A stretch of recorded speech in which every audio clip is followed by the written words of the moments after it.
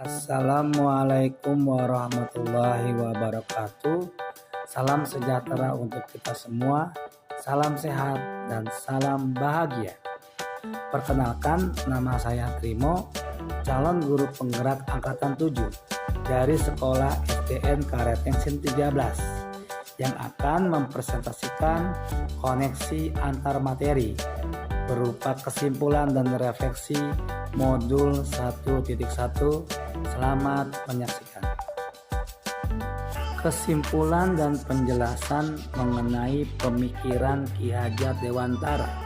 Yang pertama, tentang trilogi pendidikan. Ki Hajar Dewantara mengenai trilogi pendidikan yaitu Ing Ngarso Sungtulodo, Ing Madyo Mangunkarso, Tuturi Handayani. Ing Ngarso Sungtulodo artinya di depan memberi teladan.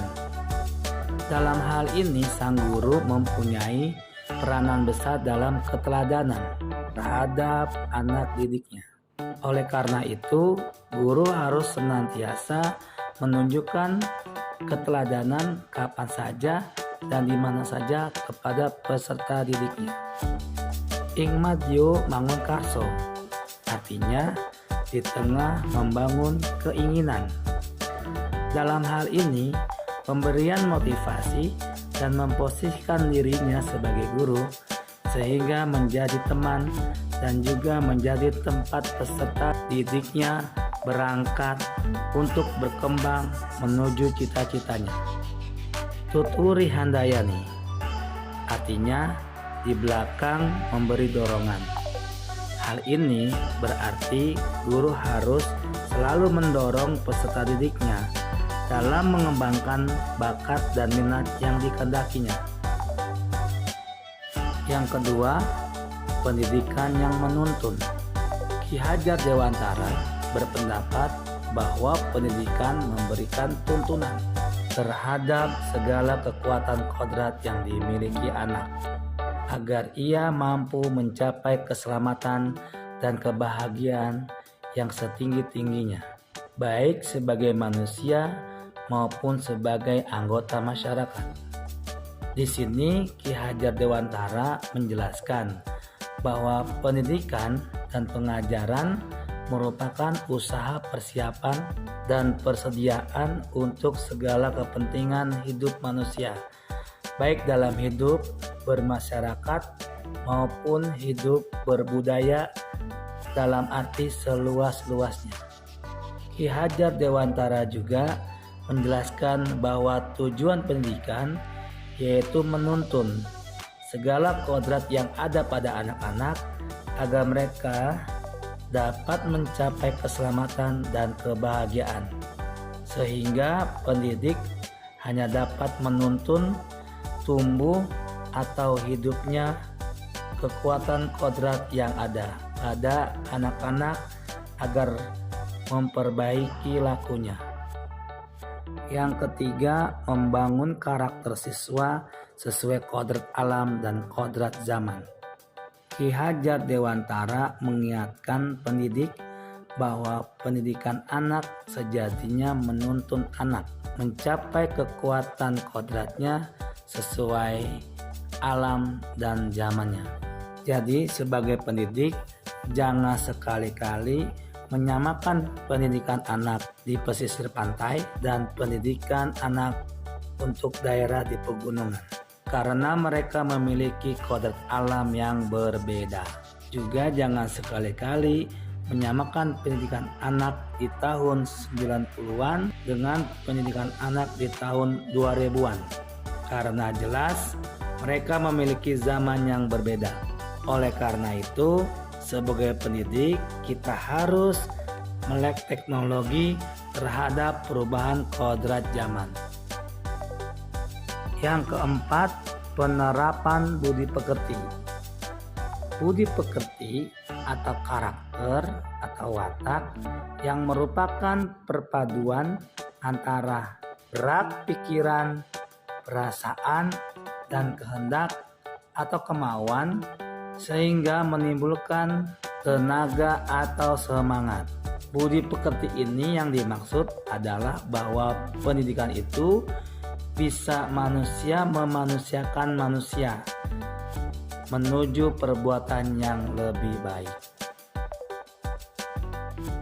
Apa yang saya percaya tentang murid dan pembelajaran di kelas sebelum saya mempelajari modul 1.1. Yang pertama, mentransfer ilmu saja.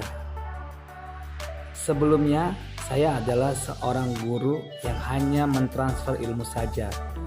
Bagaimana caranya agar materi yang sudah disediakan ini saya sampaikan kepada siswa tanpa saya melakukan pengukuran, tanpa saya mengetahui daya serap siswa, tanpa saya melakukan refleksi kepada siswa.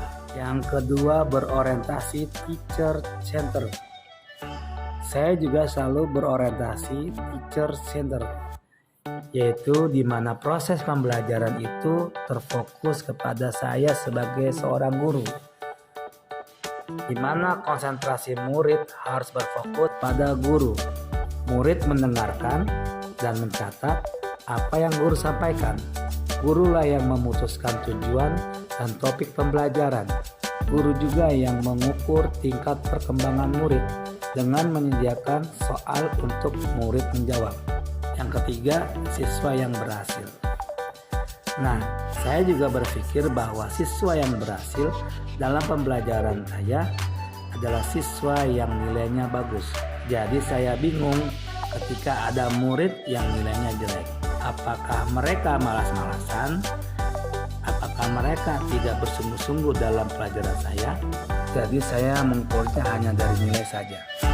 Yang keempat, pengumpulan tugas yang tepat waktu.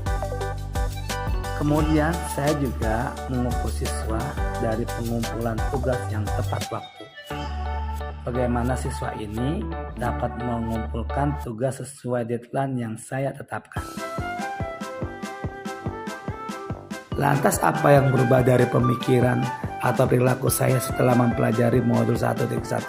Pertama, yang berubah adalah siswa. Siswa merupakan subjek pembelajaran, bukan lagi objek, tetapi subjek pembelajaran. Siswa harus diberi kesempatan yang seluas-luasnya untuk mengemukakan ide, kreativitas, berinteraksi dengan lingkungan demi memperoleh pengalaman-pengalaman yang baru. Siswa bukanlah bejana yang kosong yang bisa diisi dengan berbagai jenis air. Tapi pada diri siswa terdapat energi potensial dapat dirubah menjadi energi kinetik. Nah, untuk merubah atau membangkitkan potensi tersebut adalah tugas guru. Tugas utama seorang guru adalah menciptakan lingkungan, alat, dan ide untuk mendorong siswa melakukan interaksi produktif dan memberikan pengalaman yang dibutuhkan. Yang kedua, yaitu pembelajaran harus menyenangkan, karena dunia anak, dunia permainan. Nah, sehingga pembelajaran anak itu harus menyenangkan, membuat mereka nyaman, sehingga mereka merasa santai, tidak terbebani dalam belajar. Yang ketiga, guru adalah penuntun. Nah, dalam proses menuntun ini, siswa diberi kebebasan, namun pendidik tetap sebagai pamong dalam memberikan tuntunan dan arahan, agar siswa tidak kehilangan arah dan membahayakan dirinya. Seorang pamong, pendidik dapat memberikan tuntunan ke siswa, dapat menemukan kemerdekaannya dalam belajar. Yang segera saya terapkan agar kelas mencerminkan pemikiran Ki Hajar Dewantara. Yang pertama, yaitu mengidentifikasi kebutuhan siswa agar saya tahu apa yang ada dalam pemikiran mereka, apa yang keinginan mereka, apa kebutuhan mereka, dan apa dunia mereka, agar saya lebih mudah menetapkan metode pembelajaran. Yang kedua, saya berusaha menjadi guru penuntun atau menjadi guru pamong agar dapat memberikan arahan dan tuntunan kepada siswa saya agar tidak kehilangan arah. Selanjutnya, saya merancang pembelajaran yang menyenangkan agar membuat siswa nyaman.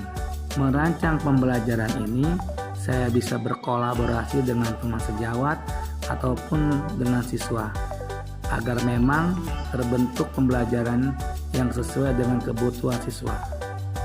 Nah, yang keempat, saya menerapkan student center di mana siswa menjadi pusat pembelajaran. Jadi memang pembelajaran berdasarkan kebutuhan siswa dan keinginan siswa. Terima kasih guru-guru hebat yang sudah menyaksikan video ini.